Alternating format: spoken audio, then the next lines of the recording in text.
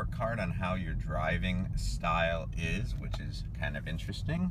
As you see, my numbers were not great, but what's interesting about that, even with my little, still growing tree, I was actually getting 42 miles per gallon. So not bad at all. If you're a fan of statistics and numbers, you can even go in here and get information about how much you're using the electric motor, how much the hybrid technology is kicking in, things like that, which is pretty cool.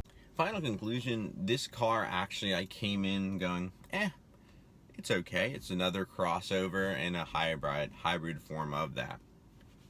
But when you bring out everything about this SUV, including that they're working on a plug-in hybrid version of it that's going to come with tax credits, I actually came away pleasantly impressed.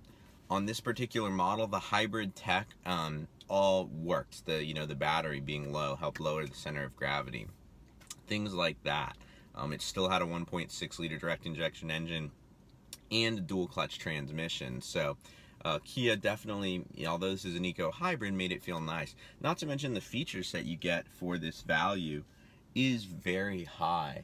You get the heated and cooled seats, you get the Harman Kardon stereo, you get Android Auto, you get CarPlay and Android Auto. Comfortable SUV that also is kind of a little bit fun to drive, which I wouldn't have expected. If I were in the market for this smaller crossover SUV, this one would actually be near the top of my list. It's pretty good.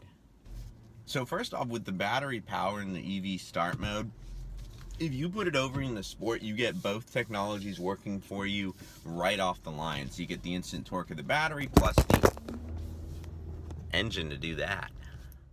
So until next time, my speedy racers, drive on.